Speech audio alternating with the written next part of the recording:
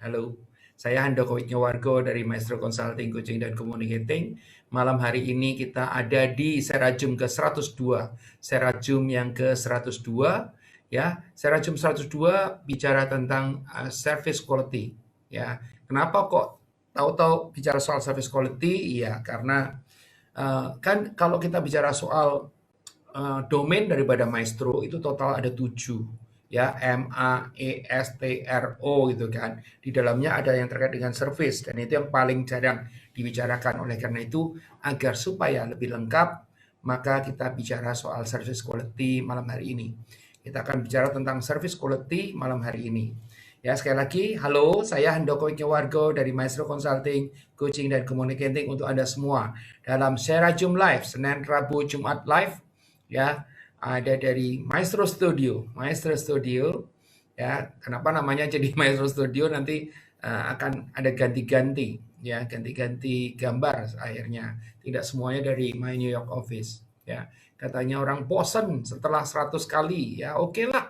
Kalau bosen, ya. Malam hari ini kita bicara tentang di episode 102, kita bicara tentang service quality, ya. Jadi terkait dengan layanan. Ya, mudah-mudahan memberikan manfaat ya. Karena apa? Karena produk apapun juga layanan itu menjadi penting. Ada yang produknya adalah layanan, maka layanan menjadi yang utama. Tapi kalau ada produknya bukan semata-mata sekedar jasa layanan, itu produk layanan ini bisa menjadi apa ya? Diferensiator, bisa menjadi penentu nih atau bisa penambah values ya. Nah, itu yang kadang-kadang suka dilupakan oleh orang ya. Ini penting sekali. Ya. Baik, teman-teman semua, saya lagi Serajum 102. Serajum 102 ya. Saya Handoko Wisnuwargo dari Maestro Consulting, Coaching, dan Communicating untuk Anda semua ya. Mari kita mulai. Mari kita mulai. Ya. Kita akan pakai slide. Sekali lagi slide-nya judulnya. Jadi hari ini Serajum 102 Quality Service. Rabu 25 November 2020 dari 19.30 sampai dengan 20.00, tapi praktis akan berakhir di 20.30 ya. Baik, kita akan mulai teman-teman semua. Kita akan mulai dengan halo, saya Handoko Wisnuwargo dari Maestro Consulting, Coaching, dan Communicating ya.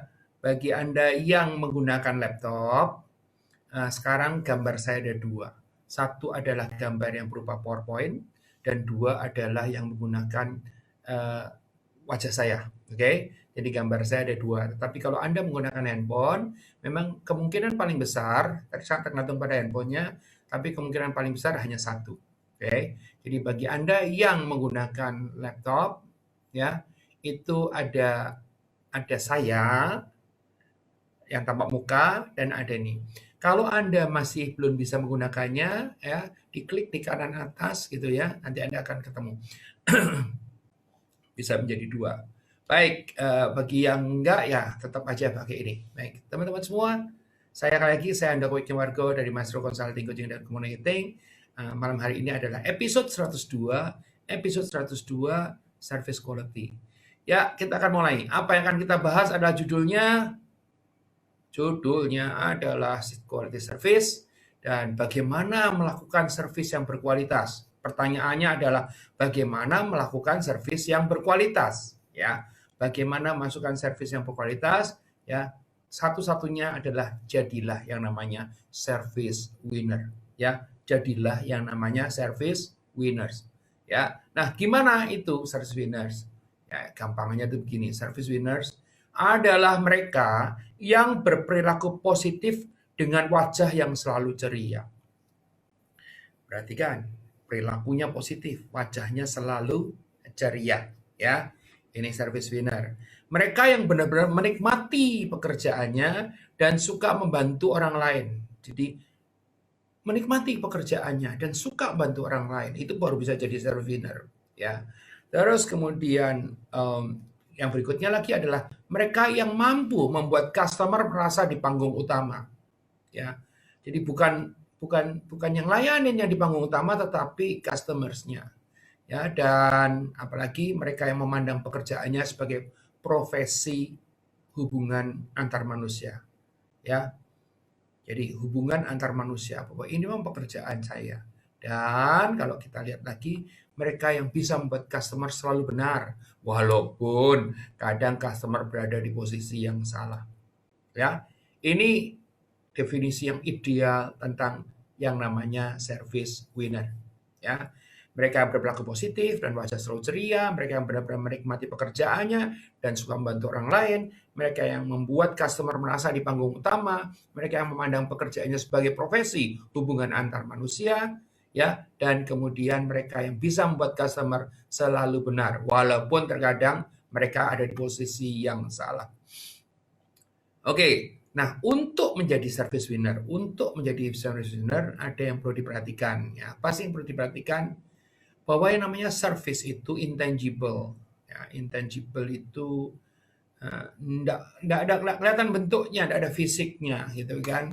Ya, tapi kita coba lihat.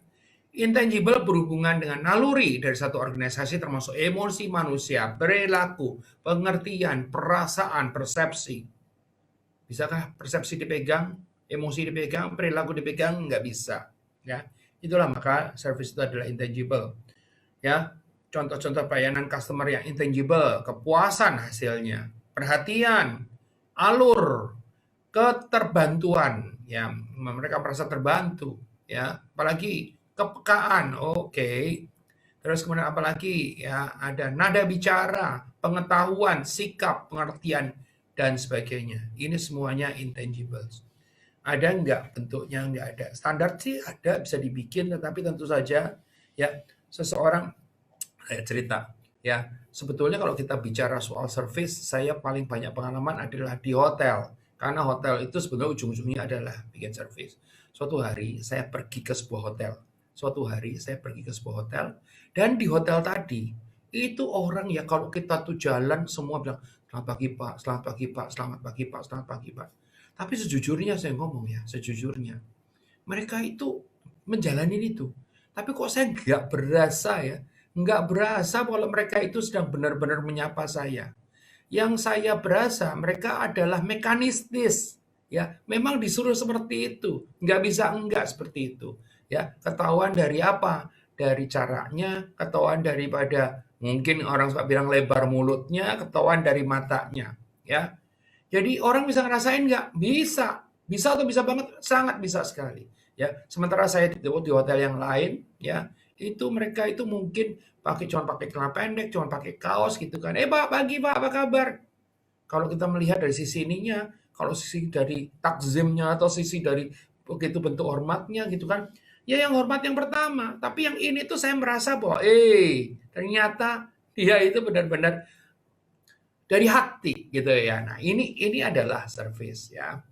Dan oleh karena itu kita jadikan contoh sebetulnya. Nah, teman-teman semua, ada dua dimensi yang terkait dengan service. Ada dua dimensi yang terkait dengan service. Atau satu disebut dengan dimensi prosedural. Ya, dimensi prosedural itu ada prosedur. Ya, ada prosedur. Ya, terus kemudian terdiri dari sistem yang dirancang dan dilakukan untuk mendeliver produk atau service. Ada prosedural. Ya, ada dimensi yang sifatnya personal. Bagaimana penyedia service, yaitu menggunakan perilaku, sikap, dan keterampilan verbal berinteraksi dengan customer. Jadi Anda bisa kebayang dong, kalau tadi saya cerita soal hotel yang pertama, isinya semua orang selamat pagi Pak dengan hormat, dengan nunduk, tapi terus kemudian dibandingkan dengan yang kedua, ya, hai Pak, apa kabar pagi gitu. Ya, yang satu itu saya merasa bahwa secara prosedur dia jalanin, tapi personalnya nggak masuk. Nah, indah, bagus kalau dua-duanya bisa berjalan. Tapi ini ada matriksnya. Kita coba lihat ya. Ya, yang prosedural ini bisa bad, bisa good, ya. Secara prosedur baik ataupun buruk. Nah, yang sebelah satu lagi yang personal ini bisa bad, bisa good. Jadi ini akan keluar karena ada bad procedural sama good procedural, ada bad personal, ada good personal, maka dia akan keluar kombinasi yang bad procedural atau bad personal dengan bad procedural. Ini istilahnya adalah the freezer. Pelayanan yang rendah baik dari segi prosedural maupun personal. Pelayanan yang rendah, kadarnya rendah baik dari sisi prosedural maupun personal. Motonya adalah apa? We don't care. Ya, saya nggak mau nyebut nama. Tetapi Anda tahu dong, di beberapa tempat ini seperti ini freezer. Prosedurnya juga jelek, personalnya juga jelek, ya. Nah, biasanya terjadi adalah apa? Kalau yang melayani ini merasa mungkin satu-satunya, gimana pun juga lu pasti ngelewatin aku gitu kan, nggak bisa enggak ya. Nah, Anda mulai kebayang dong, yang satu-satunya itu mana? Kalau yang namanya perusahaan-perusahaan pastinya nggak satu-satunya ya, namanya korporasi atau perusahaan atau institusi bisnis nggak mungkin satu-satunya, pasti ada pesaingnya ya. Yang seperti ini adalah kayak freezer, pelayanan yang rendah baik sisi prosedural maupun personal ya. Ini freezer ya, apalagi yang personalnya bad tetapi proseduralnya good, namanya the factory ya. The factory itu biasanya yang terjadi adalah apa? Kalau di perusahaan itu adalah eh, di factory atau di pabrik itu SOP-nya jelas, jelas banget. Tetapi ya dijalankan aja terus begitu ya. Makanya itu rasanya kenapa kok dibentuk sebagai disebut sebagai the factory. Pelayanan yang bagus dari sisi prosedural tapi buruk dari sisi personal. Ya. Kayak tadi itu yang di hotel pertama tadi. Selamat pagi Pak, pagi Pak, selamat pagi Pak gitu kan. Semua orang selamat pagi. Tapi saya merasa nggak ada soul-nya di sana. Ya, nggak ada nilai lebihnya di sana. Motonya adalah apa? You are a number. Ya, kalau Anda itu jadi tamu di hotel, ya itu Anda itu salah satu tamu. Ya, we are here to process you, we are here to service you, gitu kan. Ya, kalau Anda bisa kita nanya, Pak mau ke kolam renang mana, dia akan terangkan. Dengan sopan nggak? Dengan sopan. Kenapa? Prosedurnya ada. Ya, prosedurnya ada. Kalau dia terangkan dengan sopan, prosedurnya ada. Tetapi ya begitu deh. Anda nyampe nggak kolam renang? Nyampe. Tapi Anda senang nggak dilayaninya? Nah, itu pertanyaan yang lain lagi. Ya. Nah, yang berikutnya adalah kalau prosedurnya bad, tetapi personalnya good. Ini istilahnya kategorinya namanya friendly zoo. Zoo itu adalah kebun binatang gitu ya. Pelayanannya buruk di sisi prosedural, tapi bagi sisi personal. Ya, motonya adalah apa? Kita berjuang keras, tapi kita tidak begitu mengerti apa yang kita lakukan. Jadi dia happy aja, tapi prosedurnya berantakannya setengah mati. Ya, nah tentu saja yang paling ideal adalah kalau uh, quality customer service, pelayanan yang sempurna baik di sisi personal maupun prosedural. Motonya apa? We care and we deliver. Nah, teman-teman semua yang ada di sini, teman-teman semua yang ada di sini, coba bayangkan, ya, ada freezer, ada factory, ada friendly zoo, dan ada namanya quality customer service. Pertanyaan saya kepada Anda, ya, mana yang menjadi pilihan? Pasti biru lah, betul? Nggak mungkin enggak kan? Pasti biru. Ya, berarti quality customer service. Bahkan kalau kita bicara soal biru ini, people willing to pay more untuk bisa mendapatkan biru. Ya, orang mau membayar lebih hanya untuk bisa mendapatkan biru. Kenapa? Itu nilai tambahnya. Ya, kalau apa namanya di friendly zoo ini kan prosedurnya nggak ada. Kadang-kadang salah terus kemudian orang dengan santainya bilang, Pak maaf maaf sekali. Oh iya dia maafnya dengan sepenuh hati, tapi salah, gitu kan? Ngeselin juga kan. Nah itu sebetulnya itu yang terjadi. Nah kalau kita bicara soal mana yang bisa pindah kemana, mana yang bisa pindah kemana, tentu saja sebetulnya ya yang pasti dituju harusnya biru semua. Yang harus dituju adalah biru semua. Nah kalau good, kalau yang the factory berarti bad personal sama good prosedural, berarti harus ada perbaikan dari sisi sumber daya manusianya. Betul? Karena mereka menjalankan prosedur tetapi tidak dengan hati mereka, tidak dengan sepenuh hati. Ya, berarti ini perlu perubahan. Kalau memang orang-orangnya nggak bisa dirubah, ya, yang harus dilakukan adalah apa? Kalau perlu dilakukan namanya big bang, ganti semuanya. Ya, kenapa ya? Kadang-kadang memang nggak gampang rubah. Lebih baik bikin baru dibanding rubah. Ya, biarpun saya kalau sebagai konsultan, ya, sebagai coach, ya tentu saja berperilaku seperti dokter gigi. Ya, kalau di dokter gigi itu, ya, kalaupun gigi itu masih oke, masih bisa dibetulin, dia akan berusaha dibetulin. Ya, sama. Tapi kalau sudah parahnya setengah mati, sudah berusaha dibetulin, mereka tidak berusaha untuk menolong dirinya sendiri, yang ada big bang ganti semuanya. Ya, that's the factory. That's the factory. Ya, nah kalau yang di Friendly Zoo ini ya sebetulnya modalnya sudah ada karena secara personal mereka melakukan, hanya prosedurnya yang kurang. Jadi apa harus dilakukan? Ya prosedurnya dibetulin. Banyak orang tidak terlalu memikirkan itu. Prosedur itu suka nggak diatur. Kalaupun diatur cuma secara lisan. Padahal ya harus diatur secara tertulis dan kemudian diinternalisasi atau disosialisasikan agar supaya bisa jalan baik. Jadi kita melihat tentu saja untuk bisa pindah ke biru, kemungkinan paling besar harus datangnya adalah dari the factory atau the friendly zoo. Ya, nah, the friendly zoo lebih gampang atau lebih susah? Harusnya lebih gampang dibanding kalau the factory. Kenapa? Ngatur manusia itu, bikin manusia berubah itu yang lebih susah. Tapi ngerapin prosedur tuh relatively bisa lebih mudah. Ya, yang penting ada keinginan besar maka bisa rapi. Nah, yang jadi masalah paling besar tentu aja adalah the freezer. Ya, pelayanan yang rendah baik dari sisi prosedural maupun personal. Ini yang salah siapa? Bisa jadi yang salah adalah pemilik. Ya, kenapa? Karena mereka tidak menyadari bahwa service atau layanan itu adalah penting sekali. Ya, hari gini ada nggak yang seperti itu? Ada. Ya, dan mungkin Anda bisa melihat biasanya yang jadi the freezer ini adalah kalau the one and the only institution atau corporation. Ya, saya nggak mau nyebut nanti akhirnya dibilang mengadili orang lain. Ya, tetapi kita sudah kebayang. Di mana sih? Di mana di tempat dia tidak punya pesaing. Hanya mereka. Mau gitu nggak mau ya udah. Padahal Anda harus mau. Ya, itulah terjadi the freezer. Prosedurnya. Kalaupun prosedurnya ternyata sebetulnya bagus, ya dijalannya suka tidak bagus. Itu aja masalahnya. Ya. Nah, inilah terjadi dimensi daripada survei. Jadi paling gampang adalah apa? Kita melihat prosedur, ya kita lihat personal ada yang bad, ada yang good. Personal juga ada yang bad, ada yang good. Dan muncullah kombinasi freezer, factory, quality customer service, friendly zoo. Ya. Nah, kalau Anda ada di organisasi, Anda termasuk yang mana? Termasuk yang mana? Ada pertanyaan, Pak, sekarang ini kan lagi nggak ketemu orang. Oh, siapa yang bilang kalau nggak ketemu orang, terus kemudian dimensi ini nggak jalan? Jalan, dimensi ini harus jalan, tetap jalan. Ya, jadi mereka pun kalau kontak kita lewat virtual dan sebagainya, kan bisa menjadi begini. Ya, kita bisa melayani secara virtual. Kalau dicariin susah, ya alasannya adalah apa? Kan udah bukan jam kantor, ya jadi masalah besar, betul?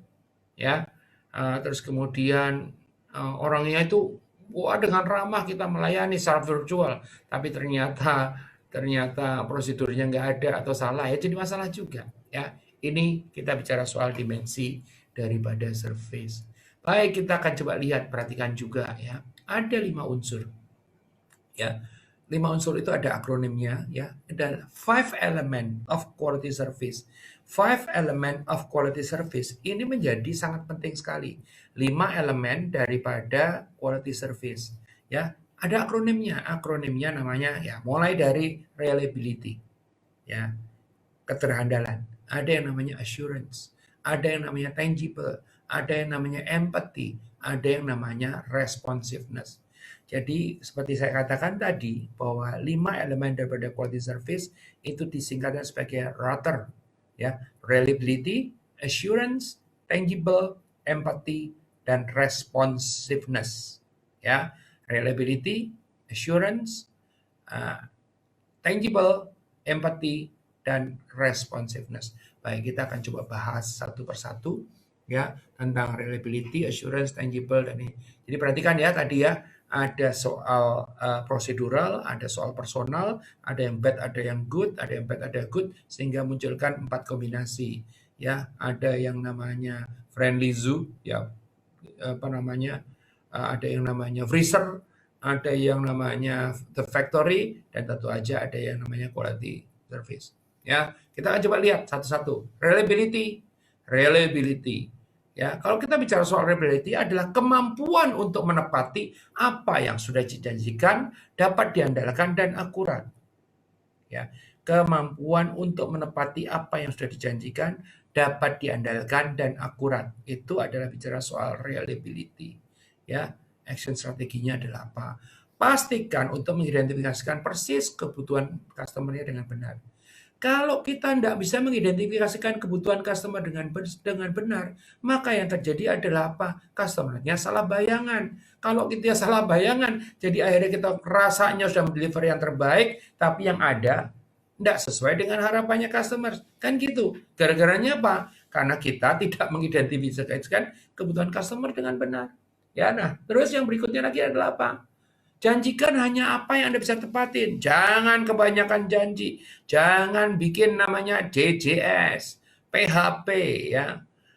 Penebar harapan palsu, JJS, janji-janji surga gitu ya. Ya, jangan janji apa yang Anda tidak bisa dapetin. Ya, akhirnya kalau bikin kecewa, kekecewaan itu menjadi demikian melukai atau kemudian bermasalah bagi customer kita. Janjikan hanya apa yang bisa Anda tepatin. Jalankan dan selesaikan untuk memastikan produk layanan diterima seperti apa yang dijanjikan. Nah, ini kalau kita bicara soal rater, R pertama jelas. Kemampuan untuk menepati apa yang sudah dijanjikan dan dapat diandalkan serta akurat. Jangan janji kalau Anda tidak bisa deliver. Ya, jangan salah. Ya, kalau Anda mengidentifikasikan kebutuhan customer salah, kita deliver seakan-akan kita bisa mendeliver yang terbaik, nggak taunya customer-nya melihatnya nggak begitu. Kenapa? Karena yang diminta sama yang dikasih tidak sama atau mismatch. Jalankan dan selesaikan untuk memastikan produk atau pelayanan diterima sesuai dengan yang dijanjikan. Nah, itu yang terjadi. Ya, kita akan coba lihat yang lain lagi, yaitu assurance. Assurance adalah apa? Assurance bisa pengetahuan dan sopan santun para karyawan, kemampuan mereka untuk menyampaikan kepercayaan dan percaya diri. Ya, action strateginya adalah gunakan waktu untuk melayani customer satu persatu mestinya ya. Karena kalau dilayani rame-rame orang juga mungkin gini. Berikan pelayanan lugas dan menggunakan teknik komunikasi yang positif. Ya, kalau Anda suka belajar tentang komunikasi, saya banyak sekali bicara tentang komunikasi, biarpun saya nggak hafal ya. Saya nggak hafal di Serajum yang keberapa, tapi saya banyak sekali bicara tentang komunikasi. Ya, dan kemudian apalagi yang dilakukan menggambarkan produk layanan dengan akurat. Balik lagi, ya kalau kita salah menggambarkan, orang punya ekspektasi, kita itu salah menggambarkan, hasilnya cuma 7, ya karena salah gambarkan, orang berharap itu 9. Maka terjadilah ketidakpuasan karena Anda deliver yang 7, ternyata mereka mengharapkan 9. Kalau Anda deliver 7, menggambarkannya tepat, ya mereka tahu persis, sudah expect yang akan mereka dapat 7. That's assurance, ya. Pengetahuan dan sopan santun para karyawan dan kemampuan mereka untuk menyampaikan kepercayaan dan percaya diri. Ya, ini yang dilakukan. Tadi rater, T-nya apa? T-nya adalah tangible. Ya, T-nya adalah tangible. Peralatan dan fasilitas secara fisik dan penampilan dari personal. Ya, oleh karena itu kalau tadi ambil contoh misalnya hotel itu kebersihan menjadi penting, bentuk menjadi penting, warna menjadi penting gitu kan. Orang-orang seragam menjadi penting. Tidak harus seragam itu mahal, tetapi dipakainya pantas dan rapi gitu kan. Jadi akhirnya itu ada nilainya yang tangible, padahal layanannya sendiri intangible, tetapi ada unsur tangible di dalam quality service ya. Oleh karena itu Anda melihat itu mereka itu kalau Anda pergi ke bank ya, seragamnya mereka, kebersihan ruangannya, ya itu kan semuanya tangible semua. Anda kan nggak akan lihat sampah di jalanan gitu ya. Anda juga nggak melihat misalnya katakanlah merek daripada banknya ngelopek misalnya atau apa, itu kan semuanya akhirnya sifatnya tangible ya. Kalau terus kemudian alatnya nggak jalan dengan bagus gitu ya, orang jadi nggak mau, orang sebel, nggak suka gitu kan. Action strateginya adalah apa? Kita akan coba lihat. Jagalah tempat bekerja agar tetap rapi kan gitu ya. Jangan misalnya kata tempat kerja Anda ya. Kalaupun sekarang Pak, kalau misalnya katakanlah menggunakan virtual, apa ya perlu rapi, betul ya. Saya minum dulu. Pada saat kita bikin virtual seperti ini, ya pastikan pada saat kita bikin virtual seperti ini, pastikan bahwa yang terlihat itu harus rapi, ya. Jadi Anda mesti cek ini itunya sudah dicek, Ya, jangan sampai nanti pada saat ngecek terus kemudian ada yang kelewatan sehingga jadinya tidak bagus. Ya. Nah, kita coba lihat bersikap sopan, berpakaian profesional, ya, dan jaga kerapian kebersihan sesuai dengan standar yang ada. That's tangible daripada 5 elemen quality service. Nah, terus ada empati. Empati itu apa sih? Ukuran akan kepedulian dan perhatian individual yang diberikan kepada customers. Ya, empati. Contohnya apa? Action strateginya. Dengarkan emosi dan pesan dari pesan customers. Ya. Aduh, ini gimana sih kok panjang banget antriannya gitu kan? Berarti ada penekanan dia, kesel dia karena antriannya panjang misalnya. Ya, atau aduh, gitu aja nggak beres misalnya lewat telepon. Aduh, ini ribet banget ya urusannya ya, gitu ya. Misalnya, berarti dia butuh yang lebih sederhana. Ya, tempatkan diri Anda di posisi mereka dan respon dengan penuh perasaan dengan menawarkan bantuan yang sesuai dengan kebutuhan mereka. Empati pada dasarnya adalah menaruh posisi kita di posisinya orang lain. Pada saat kita menaruh posisi kita di posisi orang lain, pada saat kita melakukan seperti itu, maka sebetulnya kalau saya jadi dia, saya mau nggak diperlakukan seperti itu. Kalau saya jadi dia, saya senang nggak diperlakukan seperti itu. Ya, itu adalah tindakan-tindakan yang namanya empatik. Ya, dengan tindakan-tindakan yang empatik tadi, jadi akhirnya layanannya menjadi bagus. Nah, itu yang terjadi. Nah, teman-teman semua, kita akan coba lihat yang terkait dengan apa? Responsiveness. Kemauan untuk menolong customer dan memberikan pelayanan cepat dan tepat. Ya, kemampuan untuk menolong customer dan memberikan pelayanan yang cepat dan tepat. Nah, itu bentuknya seperti apa? Kita akan coba lihat action strateginya. Ciptakan hal-hal yang positif. Ya, apalagi bersikap serba bisa. Ya, apakah semua kita bisa? Enggak. Ya, tetapi kalau misalnya Anda nggak bisa pun, sikap sudah, Pak, Bu, tunggu sebentar ya, saya minta bantuan orang untuk melakukan ini. Jangan bilang, waduh, saya nggak bisa nih, nanti masih ada orang lain lagi. Enggak. Ya, kita bersikapnya tetap serba bisa. Ambil langkah segera untuk membantu dan memuaskan kebutuhan customers. Ya, termasuk kalau virtual juga. Ya, bukan berarti enggak. Ya, nah, begitulah yang terjadi sementara. Baik, kita lihat. Nah, 60 ya. Terima kasih sudah bersama saya, Handoko Ikiwargo, dari Maestro Consulting, Coaching, dan Communicating. Ya, secara Zoom Live dari Maestro Studio. Sampai ketemu lagi. Salam.